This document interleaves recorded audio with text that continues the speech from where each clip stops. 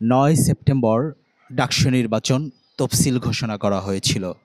সেই ৯ সেপ্টেম্বর পার হয়ে কিন্তু আজ ১০ সেপ্টেম্বর, অর্থাৎ কালকে কিন্তু ডাকসু নির্বাচন অনুষ্ঠিত হয়েছে এবং ফল প্রকাশ করা হয়েছে।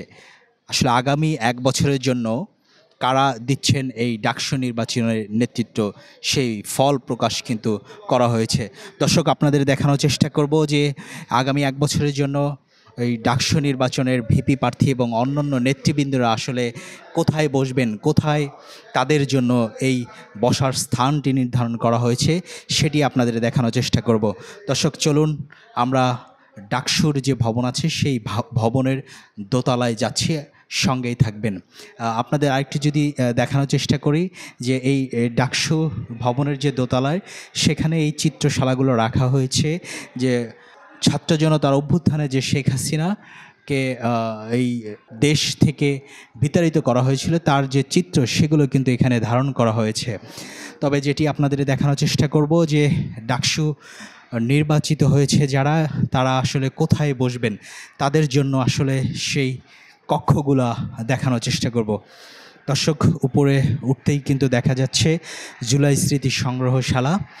সেই জুলাইয়ের যে স্মৃতিগুলো এখানে কিন্তু বেশ ধারণ করে রাখা হয়েছে।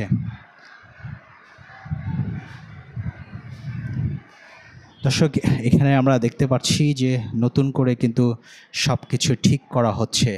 আসলে দীর্ঘ ৬ বছরে কিন্তু এই ডাকসু নির্বাচন অনুষ্ঠিত হয়নি। সেই প্রতীক্ষিত ডাকসু নির্বাচন কিন্তু কালকে অনুষ্ঠিত হয়েছে এবং ফলাফল আমরা পেয়েছি। এটি ভিপির কক্ষ। আপনাদের দেখানোর চেষ্টা করি। আমরা কর্তৃপক্ষের সাথে কথা বলেছি। আসলে এটি পরিষ্কার পরিচ্ছন্ন করা হচ্ছে, নতুন রূপে সাজানো হচ্ছে, সেই জন্যে কিছুটা সিকিউরিটি দিয়ে রাখা হয়েছে। এখন ভিতরে আপনাদের দেখাতে পারছি না, তবে এখানের যে নেম প্লেট সেটি কিন্তু এখনও ঠিক করা হয়নি। তবে আমরা জানতে পেরেছি এটি নতুন করে আবার ঠিক করা হবে। এটাই সেই ভিপির কক্ষ। আমরা আরেকটু আপনাদের দেখানোর চেষ্টা করব যে সাধারণ সম্পাদকের যে কক্ষ, সেটি আপনাদের দেখানোর চেষ্টা করব। এই যে আমরা কিন্তু সেই কাজ কিন্তু দেখতে পাচ্ছি যে নতুন করে কিন্তু সব কিছু মেরামত করা হচ্ছে। সাধারণ সম্পাদকের যে চেয়ার, সেই চেয়ারটি কিন্তু আপনাদের দেখানোর চেষ্টা করছি।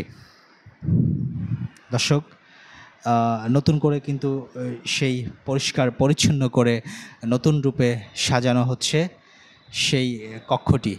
আমরা আরেকটু বাইরে যাব, বাইরে গিয়ে দেখানোর চেষ্টা করব। এই যে এইখানে যে সদস্যদের যে কক্ষ, সেগুলো কিন্তু এই পরিষ্কার পরিচ্ছন্ন করা হচ্ছে। আসলে নতুন রূপে কিন্তু ডাকসু আবার সাজানো হচ্ছে।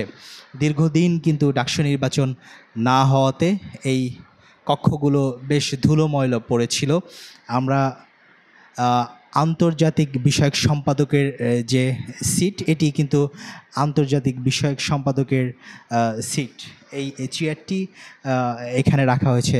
তবে আমরা আরেকটু জানতে পেরেছি যে এই চেয়ারগুলো যদি তারা ব্যবহার করতে চায় করবে, না হলে আবার নতুন করে চেয়ার আনা হবে।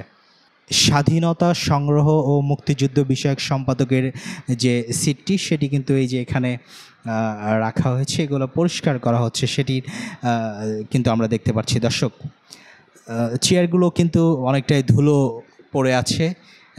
আপনারা জানেন যে বেশ কিছুদিন ডাকসু নির্বাচন না হওয়াতে সেই ধুলো ময়লা কিন্তু জমে আছে।